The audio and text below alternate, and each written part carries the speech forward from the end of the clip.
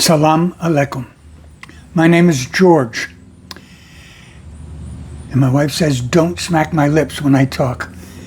We are now introducing a new series of videos, verse by verse through the Quran. Our purpose is to help Americans understand people from Arabic countries and particularly Muslims into our culture here in Indiana.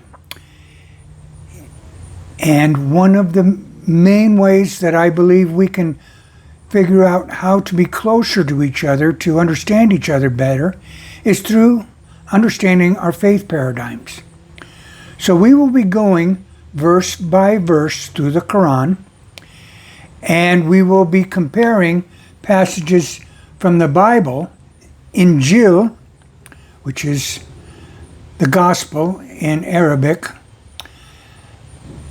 to get a better understanding of the differences and where we are the same, so that we can one day build a better trust between each other.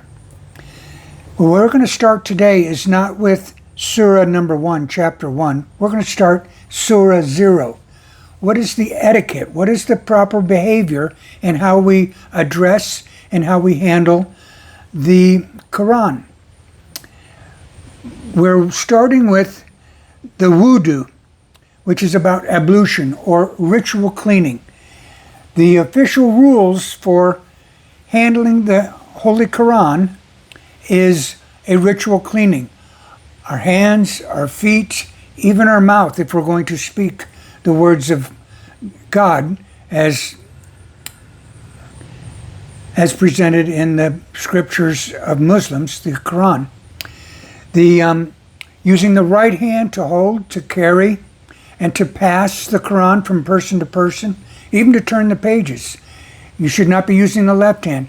Later on, I'll be talking more about the people of the left hand to help you understand my insights into what that's about. But for whatever reason, even within the Quran, there's rules spoken to about how to handle scriptures. Then how to store. So a Quran can never be placed on the floor, on the ground. That's considered very disrespectful. It should always be placed on a stand or on a table or on a lap, on a pillow, something like that. When we're not reading the Quran, it should be placed on the highest level of a shelf, for instance, or if there's a stack of books, it should be the highest. All of this is showing reverence to scriptures, to the word of a holy God. We in the United States are not accustomed to a lot of these strictures, a lot of these respectful things, but we do have something similar with how we treat our American flag. You're expected not to let it touch on the ground, never to let it be upside down.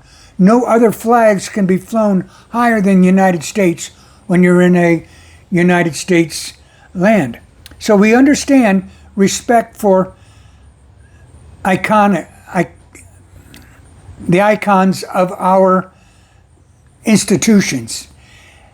But it seems reasonable to me that if we believe our scriptures are actually the words of the King of the universe, of God, then we should be approaching closer to above what we treat our flag at, and approaching more of how the Muslim world respects its scriptures. So I give you guys 1 point up on us there. We'll also be working a lot on vocabulary. Now, I am not an Arabic speaking person. I have been exposed to a lot of Arabic, particularly Turkish, in the past. So I have an ear for the Arabic pronunciation, but I am not a linguist. I am not an Arabic speaker. You are so encouraged to correct me and to bring to light errors that I bring to the table here. We will never encourage a extremely religious person of either faith paradigm to present here, because we're going for the common man, just a normal person to a normal immigrant coming into the country. I believe that we will find, matter of fact, my experience says that we're going to find that the average Muslim immigrant coming into the country is very similar to what I experienced in Turkey, which is, I'm going in the weeds here. In Turkey, it was a Islamic nation, but it was more religious or Muslim in name only. That not many people read their Quran, not many people did daily prayers, although the prayers were announced over the loudspeaker system. You hardly ever saw anybody stopping to make their prayers. And the same thing in America. Even though we call ourselves a Christian nation, very few people read their Bible. Very few people know their God very well here in the United States. So all of us, both Americans and Muslims, through this process, hopefully, will learn better about their own faith system. And at some point, we'll decide which we like better, which we believe better, which seems more reasonable. Now, full disclosure, I am a pretty serious Christian. I do hold to Injil Isa, Jesus, but I am asking you, as you come into this country, to learn about our faith paradigm, to better understand us. And I am opening my heart and mind to your faith paradigm through a common study together of the Quran. And I hope that I can give your Quran an honest evaluation and let my heart hear the wisdom that can be found there. I am not going to assume that Muhammad is a crazy false prophet or messenger, and I ask you to do the same about my scriptures, that we start from a point of opening up to understand better the cultures that you're coming from and that we are inviting you into. Now, it's not like you have to become a Christian to come to America, but it would be very good for both of us to understand each other's faith paradigm better. So we talked about cleanliness and having ritual cleaning before you open a Quran, before you touch a Quran. Storage, we talked about being on the highest shelf on top of there's a stack of books on the top, never on the floor. When we recite, we should always be mindful, and we start off with a mindful prayer. The mindful prayer is actually dictated, at least some of it within the Quran. I think part of it's under hadiths or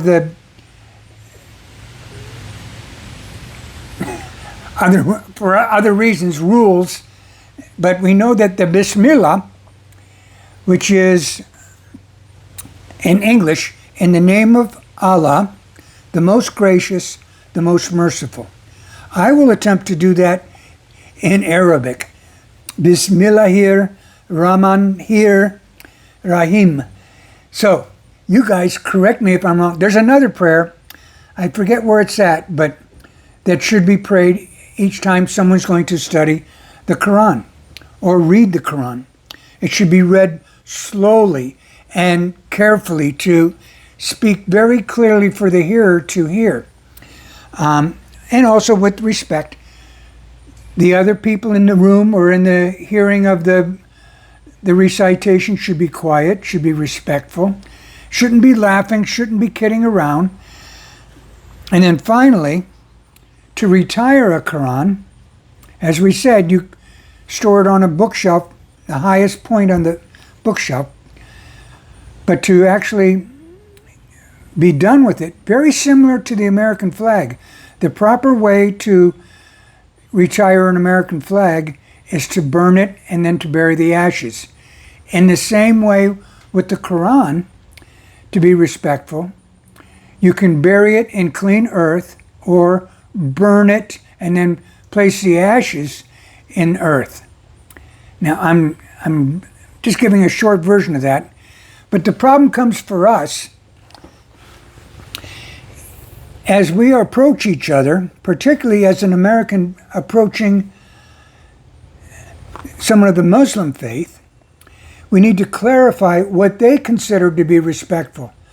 Because I know some people that just have a fit when they see that I keep notes in my Quran. Now, my Quran is in English and it has commentary in it.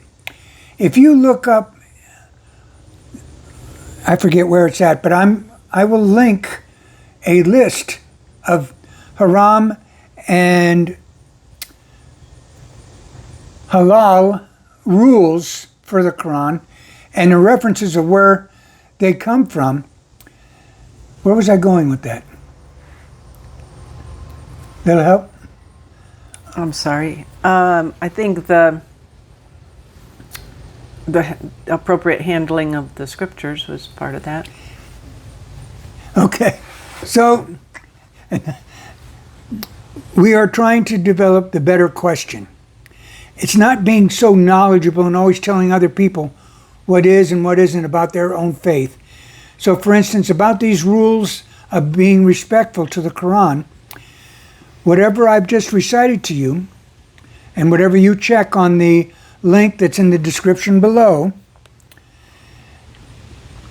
ask your friend first, what does he perceive to be the wudu for a non-Arabic version of the Quran? So if you pull out your Quran and you have notes in it, he might consider that very offensive. But if you've already talked with him about it, say, no, if it's in English or any other language other than Quranic Old World Arabic, it's really not the words of God. So that's a loophole that we can treat it differently. We don't have to do a ritual cleaning to pick up a non-Arabic version of the Quran. But once again, check with them first. I think, I'm speaking to Americans now, I think you've heard that you have to be careful in some Mideast countries, because if you sit with your feet crossed and the soles of your feet are showing to the other person, that's a very disrespectful thing. And so here we're trying to understand better the cultures, and particularly the habits, the rules that a Muslim person grew up with, so that we don't upset them needlessly. And so that would just be asking questions. It's not like you're going in and teaching them what's okay, what's haram, or what's halal in America. You're teaching them, you're finding out from them what they feel comfortable with. All right, so I'm talking too much. The rules, like I said, there's a link down below. But we have seen where immigration, particularly in Western culture countries, I'm thinking Europe and England, have created a lot of problems both for the immigrant community and the existing cultures in Europe. And I think it's because there was not a good assimilation, a good way to connect with people. We can do this better here. I have grown up with so many great experiences with Muslim people, taking me under their wing, protecting me, helping me to become a man while I was in Turkey, and helping me with work here in the United States. I was working for Muslims in the trucking field. But we can do this better, and we can become stronger together. I think it just takes a little bit of effort on both parts to understand each other better. And I think that's it. Oh, some of you asking, kufi, why are you wearing a kufi? Well, you've seen a lot of traditions, particularly in religious communities, of different headwear. In the Jewish community, people of the book, the yarmulke, which is Yiddish, or a kippah, which is Hebrew, is a little skull cap. I call this a full skull cap. A kufi, kafia, is in Swahili, just means hat. But it's, kufik is the Arabic, the name of the city where the original Arabic script came from. And basically, it means that the person wearing a kufi is religiously a devoted person. He's culturally, he's conservative, and it shows humility towards God, the covering, and it shows their cultural heredity, where they come from. So a hat was expected everywhere in the Middle East that I've been. For guys, now we've certainly seen that with women having to wear scarves. Boy, I'm just talking, aren't I? So I think that's enough for today. The thing we want to make sure that you understand is that we are working in a community in Fort Wayne, Indiana. And we want to make this into a round table. So we've got, I'll show you another day, but we've got the ability to have several people sitting around a table and talking.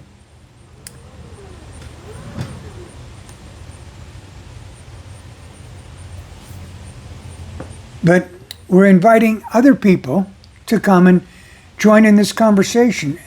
Kind of like you Americans would understand it as a Bible study. Now, those of you in the Muslim community would only engage in something like this on Friday at the mosque, and it would be, all of the readings would be in Arabic, but we're going with English. So some of you might simply benefit from your working on your English by becoming more familiar with words that you should be familiar with in your own faith paradigm in the Quran. But we're inviting you to join us.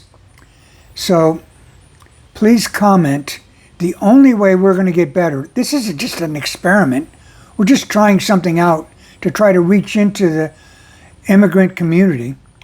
Please comment on the video below or on the community on Facebook. All of these links will be in the description. So that's it for today. In my older Turkish, Allah Ismaladik. And then you say, Gule Gule. Gule Gule. And that's it.